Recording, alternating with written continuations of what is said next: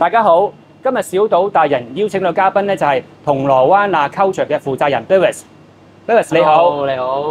我知道咧你咧喺呢度咧有賣牛肉啊，或者啲比較優質嘅產品㗎。係啊。咁你可唔可以咧介紹下俾我聽啊 OK，其實我最主要咧係有啲我哋通常啲牛肉咧就係美國啦，係。咁啊阿根廷啦，啲係少有啲嘅阿根廷啦，同埋我都有啲南非啊，澳洲就一定有啦。係。咁我會仲有呢啲熟成嘅牛扒啦，咁同埋有自己有啲手作，自己喺屋企喺度做嘅。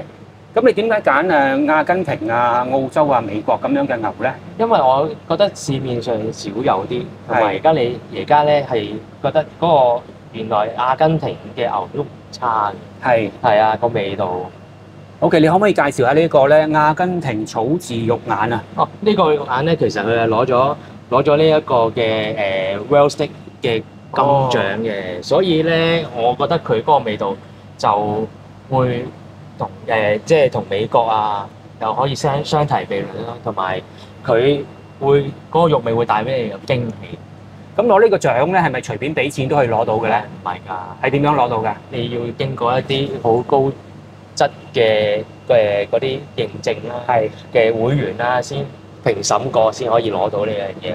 OK，咁又睇下呢一度咯，呢度又有啲咧澳洲草治西冷喎，有啲咩特別咧？呢個哦，佢通常呢啲草而家係好興食呢個生酮啊，好中意食呢個健康咯，同埋做運動嘅人咧健康啲咧就食草治。咁有啲客就想哇，有成日問有冇草治啊，我就攞咗呢兩款嘅肉眼西冷俾佢哋咯。係，佢哋會唔會咧係咧多啲白色啊，即係多啲肥膏就會更加好啲咧？其實都唔會話係嘅，唔算係咁講啦。咁因為點解咧？其實你要睇翻佢每隻牛，隻牛都有時唔同。咁啊，咁啱咧，佢呢個草治又好似又幾靚，即係切出嚟又幾靚啦咁樣。咁好少草治會有咁靚嘅牛花。OK。咁我見到前面咧又有呢個美國極階級牛頸脊喎，可唔可以講下呢個咧？哦，係啊，呢個牛頸脊其實呢啲位咧，我嚟做咗扒。平時聽到啲牛頸脊都係打邊爐。係啊，咁打邊爐而家我嚟做扒。其實佢係做炭燒咧，係最好食嘅。哦，OK。我就唔會成日話西冷肉眼啦。我想其實有好多嘅唔同部位咧，其實都可以介紹俾大家，俾佢哋，因為少有啲嘅呢啲部位。你話呢個炭燒呢個咁嘅美國呢個牛頸脊咧？炭燒佢使唔使加啲咩味道啊、預先啊、醃一醃啊咁樣嘅咧？鹽胡椒就得，咁簡單。係啊，鹽胡椒，所有一隻有質素嘅牛，其實好簡單，鹽胡椒、少少香草就可以帶到個味道，即係唔辣親自己就可以變咗大廚㗎啦喎。可以㗎，其實好簡單㗎咋。好。煎扒。嗱，而家前面咧又見到咧南非和牛三角肉。咩叫三角肉咧？三角肉就係喺腿嘅附近啦。係。咁又係呢啲，其實咧就係呢啲稀有部位啦。咁出邊係會少有啲客就中意我呢個咧，可以食到唔同嘅部位。南非嘅牛肉咧係咪比較少有啲咧？呢一兩年係興嘅。係。同埋呢一個南非咧，我覺得佢個質素咧係會比較好。所以同埋佢個量會少啲，所以就我都係中意攞呢啲咁嘅少量嘅嘢翻嚟俾客。OK， 咁見到前邊咧有呢個阿根廷乾式熟成喎，呢個咧細細嚿咁樣咧，咁又可唔可以介紹下咧？哦，其實熟成咧嗱，呢度有個冰鮮啦，熟成咧就會令到佢咧會。喺經過一個月嘅過程裏邊咧，令到佢啲水分咧抽走，同埋啲蛋白質抽走啦，會個味道會濃縮啲。所以咧，你見到佢都會細嚿啲，其實同一樣嘢嚟嘅。其實縮細咗嘅。係啦，令到佢個味咧會再濃縮啲。咁樣牛魔王咪好中意咯。OK 㗎，嗱，逢係咧食草，成日聽到有啲芝士味啊，會濃味啲咧。逢係食草嘅牛咧，就會濃味啲啦。係。咁前面咧有都係幾款都係南非和牛，四款都係南非。你見我都冇西冷肉眼，但係反而佢呢啲其他嘅部位咧，會反而仲出色佢個味道。係。點解你對呢啲牛咧或者唔同國家嘅牛咧咁有認識嘅咧？因為做生意咯，係所以要鑽研佢呢啲咁嘅部位，發掘多啲咁樣唔同嘅部位，我就中意呢啲。咁係咪你以前咧都係做呢個嘅銷售呢啲肉類，定係做邊度嘅咧？之前做廚嘅咋。做廚，可唔可以講下咧？你以前喺邊度做過啊？我之前喺四季酒店啦，做咗10年嘅廚啦。OK，咁雖然咧對廚都有經驗，但係一出咗嚟咧，其實都係半桶水。點解咧？因為我唔係煮啊。因為係點解咧？就將呢一個咁即係好似咁簡單，要點樣呢個係生肉嚟嘅？點樣可以將呢個最靚嘅肉可以 presentation，令到啲客人一見到，哇，好靚呢條，係兩樣回事啦。呢度我都鑽研咗一段時間。係。咁呢度南非嘅肉咧，係咪都係好簡單咧？頭先咁樣嘅方法就可以整得好味嘅。冇錯，原梅椒。OK， 係少少香草就得。係。咁我見到你咧，仲有啲三文魚啦。呢個三文魚咧，就係咪都醃過下㗎？哦，係啊！呢啲三文魚咧係自己醃製嘅，呢啲叫 salmon guava。其實呢啲係喺高級餐廳裏邊咧都會食得到嘅。咁只不過咧，我用咗最靚嘅 King salmon啦，係紐西蘭，食得安心啲。咁但係我哋食開咧都話最勁啊、最靚就係咧挪威㗎嘛。咁如果係呢個嘅紐西蘭，咁有咩分別？有咩特別咧？水質唔同。哦，水質唔同啦，同埋佢標榜佢自己個，同埋攞獎。係 King salmon 咧係喺三文界裏邊咧最 top 嘅種。OK， 所以我就攞最靚嘅種去做呢樣嘢。咁而家我見到咧呢度咧鏡頭呢啲咧係咪就咁食就得嘅，或者點樣？冇錯啊，就咁樣開袋。係。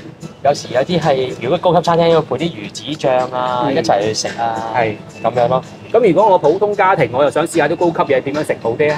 哦，其實你可以咧將佢配下啲麵包啊、個桑啊，都好食㗎呢啲。OK， 咁啊好方便喎。OK 嘅，一插袋就識。OK。同埋我係想將呢啲高級嘅餐廳嘅嘢帶俾客人喺屋企嘅飯台度。哦，係啊。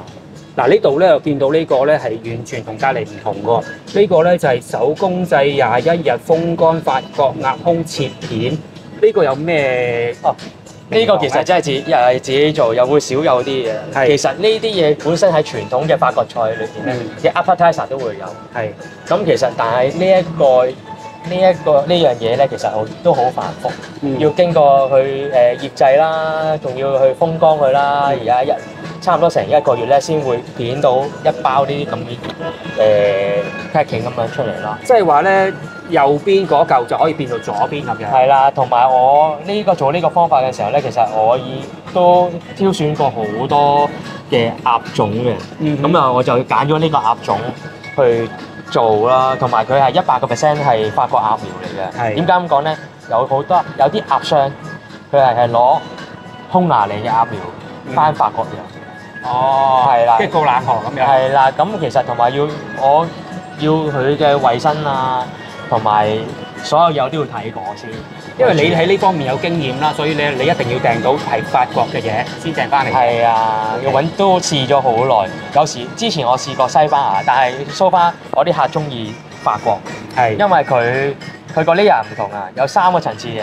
佢食咗油香先嘅，跟住之後肉味，跟住之後有個回甘。好啊，咁有點樣食呢一個鴨胸片咧，會更加好味或者方便咧？哦，通常咧你一拆袋咧，佢就會做 beef 佢先嘅。係，咁佢就會有啲油啦，好似西班牙火腿咁樣啦，咁啲油會有啲滲咗出嚟啦。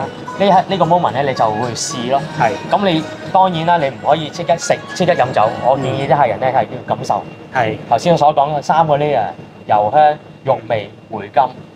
佢撞每一個酒咧，佢係唔同嘅味道。係啊，咁即係除呢個嘅鴨胸咧，最好 pair with 嗰個嘅就係酒啦。酒嘅話係咩酒會更加好啲咧？如果你冬天咧，我配紅酒威士忌啦。係。夏天配翻啲凍嘅 Sake，香檳。哇！咁即係咧冷熱都可以食呢個鴨胸。冇錯啊，佢唔同嘅味道嘅。係啊。呢個時候你可唔可以介紹下咧呢個嘅鴨胸咧點樣整嘅咧？哦，呢個鴨胸咧，其實用咗傳統嘅就係西班牙醃製嘅方法啦。咁啊有啲鹽啊、香料啊咁樣。咁其實我就再加咗自己嘅香料落去。去再醃製，跟住做咗一個風乾佢嘅。咁如果風乾咧，本身之前咧做 chef 嘅時候咧，其實呢啲好傳統、好 basic 嘅嘢，咁啊佢係會係擺喺個雪櫃度風乾啦。咁但係而家經過我再調一調佢咧，就用咗一個特定嘅雪櫃啦，去做一個風乾，而令到佢咧會嗰個肉質咧會再提升。係啊。咁咧就整一次呢個風乾咧，係咪淨係可以整得咁多嚿嘅咧？其實都可以整多少少嘅，咁因為而家有啲賣晒，係，所以咧賣咗，所以我就繼續去風乾啦。其實都係量產㗎。咁其實咧，你有冇啲客咧好瘋狂咁樣咧嚟掃貨嘅咧？都會啊，有時有啲過時過節咧，嗰啲客嚟送禮咧，就會一次過預訂。係，咁我就幫佢做咯。好，咁啊同埋咧，有時有啲隔離餐廳嘅 chef 啊，都會過嚟做一個 tasting menu，都可以攞我啲鴨胸片過去，即係做佢個出餐咁樣。OK，咁即係咧，即係有時可能你都冇貨俾佢嘅，所以咧要買嘅話就早啲同你去訂啦。哦，係啊，要㗎。OK，咁喺呢一方面咧，或者喺介紹產品方面咧，仲有咩補充啊 David？最值得一試係個鴨胸可以過嚟配下酒。OK，好。咁今日咧就好多謝 David 咧，就係接受小島達人嘅訪問。咁咧，如果大家想買佢嘅產品咧，就記得要嚟銅鑼灣嘅辣 Culture啦。